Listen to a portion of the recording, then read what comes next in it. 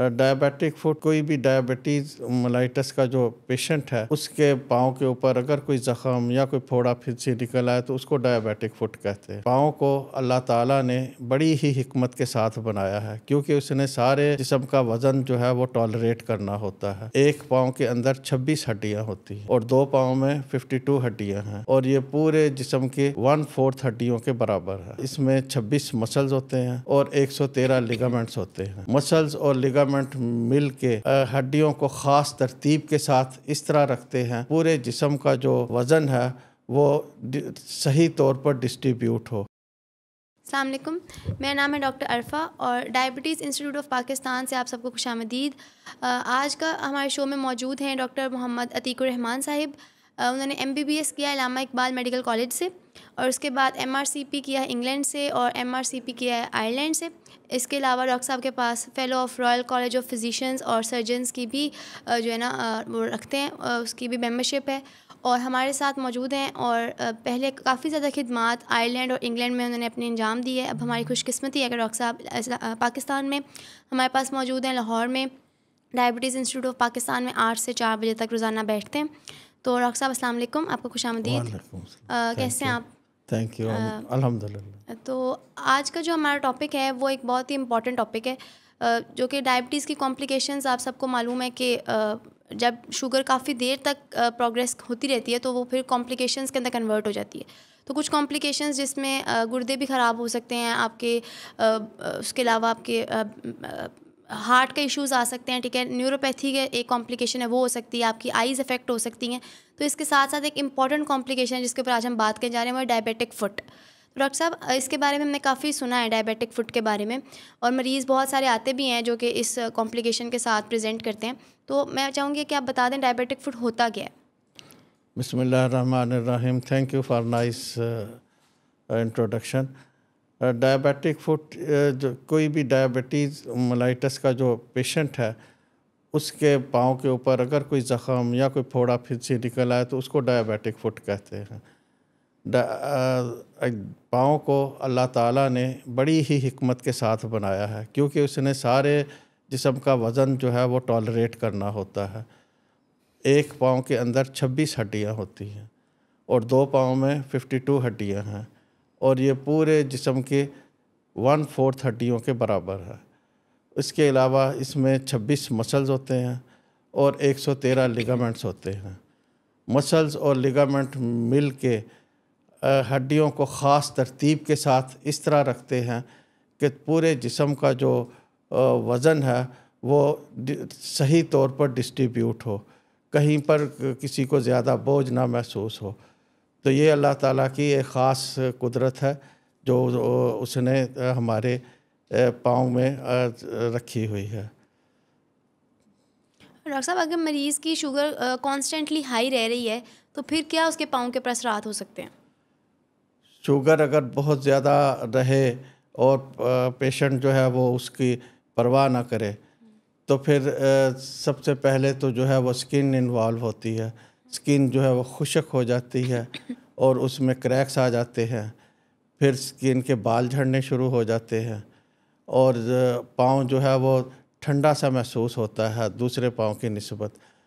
और इसमें अगर आप ज़ख़म भी हो जाते हैं, फिर इसका जो नर्व्स हैं वो अफेक्ट होते हैं तो पाँव सोया सोया सा रहता है, उसमें सुइयाँ चुभती हैं और इसका जो एहसास है वो कम हो जाता है, कम होकर ख़त्म हो जाता है।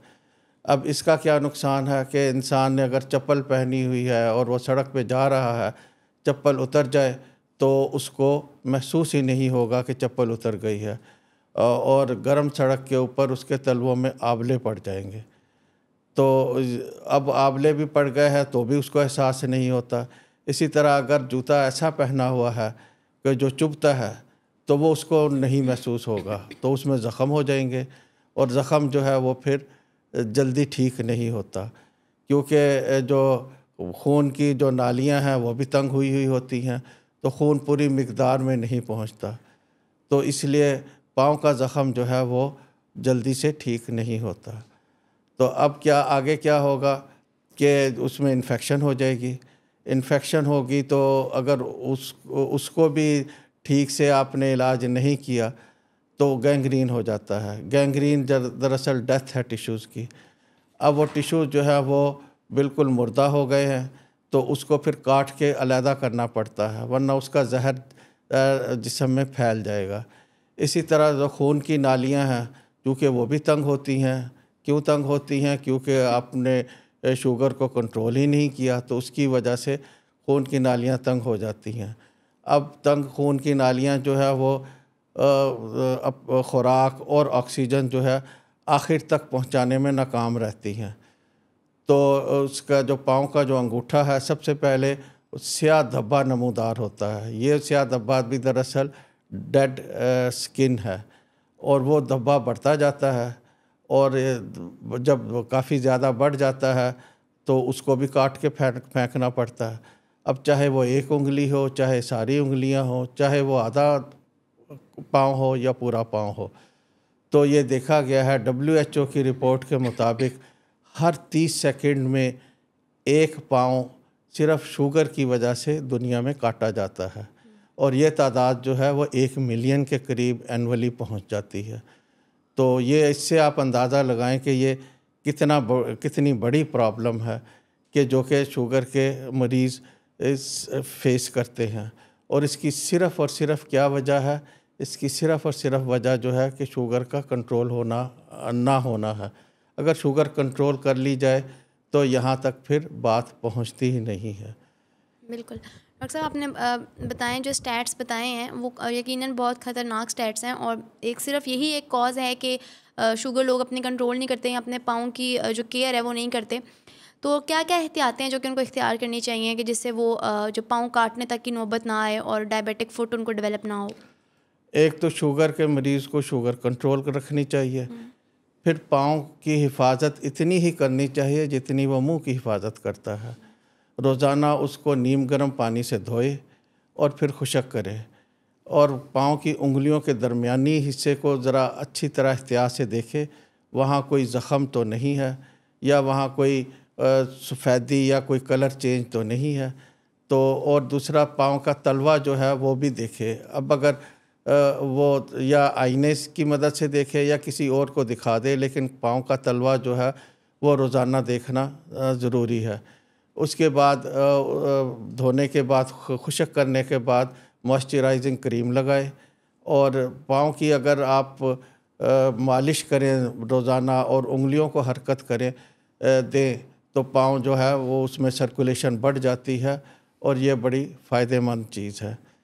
दूसरा ये है कि वो नंगे पाँव ना चले, और उसके लिए ख़ास शूज़ होते हैं जो कि कस्टम मोल्डेड शूज़ उनको कहा जाता है। ये ख़ास तौर पर जो उनके पाँव का स्ट्रक्चर है उसके हिसाब से बनाए जाते हैं। और इसी तरह उसमें कई जूतों में सोल जो है वो मोल्डेड सोल लगाया जाता है, जो कि तलवे के हिसाब से मोल्ड हो जाता है। तो ये वो पहने, और उससे ये है कि पाँव जो है वो उसकी हिफाजत रहेगी। फिर अगर ज़ख़म अगर पाँव में नज़र आ जाए तो उसकी रोज़ाना ड्रेसिंग करवानी चाहिए, और उसको गर्द और पानी से बचा के रखना चाहिए। तो ये एहतियातें हैं। फिर इंसान को ज़्यादा देर तक खड़ा नहीं रहना चाहिए, लेकिन चलते रहना चाहिए। चल वो सकता है, लेकिन खड़ा ज़्यादा देर तक ना हो। अब अगर पाँव की जो खून की नालियां हैं वो अगर बंद हो गई हैं, तो आजकल उसका भी इलाज है। एंजियोग्राफी भी कर सकते हैं, वहाँ स्टंट भी डलता है, और वहाँ पर बाईपास सर्जरी भी की जाती है। तो इसलिए पाँव जो है वो इंसान का वो इन बातों से बच जाता है। तो डॉक्टर साहब, अगर किसी की शुगर इतनी अनकंट्रोल्ड है कि उसकी एम्पुटेशन तक की नौबत आ गई, यानी कि पाँव काटने तक की नौबत आ गई है, तो फिर उस सूरत हाल में क्या आगे प्लान होता है कि कोई जो टिश्यू डेड है वो तो अब उसको अलाइव नहीं किया जा सकता, वो गैंग्रीन उसको कहते हैं। तो गैंग्रीन को जो है वो तो काटना ही पड़ेगा। लेकिन अगर इस्कीमिया है, इस्कीमिया का मतलब ये है कि टिश्यू अभी डेड नहीं हुए, इंजर्ड है, यानी वो मुर्दा नहीं हुए लेकिन ज़ख्मी हैं, तो उसका इलाज हो सकता है। उसमें मैंने जो अर्ज़ किया है कि खून की जो और नालियां हैं उनको चौड़ा करने के लिए आप एंजियोप्लास्टी करते हैं या फिर स्टंट डाल सकते हैं या फिर बाईपास सर्जरी जैसे कि दिल में की जाती है वैसे पाँव की जाती है ताकि पाँव जो है वो बच सके। बिल्कुल डॉक्टर साहब आपका बहुत शुक्रिया, आपने सारी जो है ना डायबिटिक फुट के बारे में कंप्लीट एक मालूमात लोगों तक पहुंचाई है। तो अगर इन शॉर्ट हम इसको समराइज़ करें तो ये कि अगर आप अपनी शुगर को कंट्रोल नहीं रखेंगे तो जहां बाकी आपके आज़ा जो हैं जिस्म के वो असरअंदाज हो रहे हैं, उसके साथ साथ आपके पाँव जो है उसके ऊपर भी असर आ सकता है। ठीक है, कोई भी इन्फेक्शन है वो वैसे भी डायबिटिक्स के अंदर जल्दी हील नहीं होती, तो पाँव की इन्फेक्शन तो जब वो बढ़ जाएगी तो फिर वो काटने तक की भी नौबत आ सकती है। इसलिए आपको शुरू दिन से अपनी जब शुगर डायग्नोज हुई है तो उसको कंट्रोल करना है ताकि इतनी वास्ट स्टेट में प्रोग्रेस ना करे। तो हम अगली दफ़ा फिर एक किसी इन्फॉर्मेटिव वीडियो के साथ हाज़िर होंगे, तब तक के लिए हमें इजाज़त दीजिए। खुदा हाफ़िज़।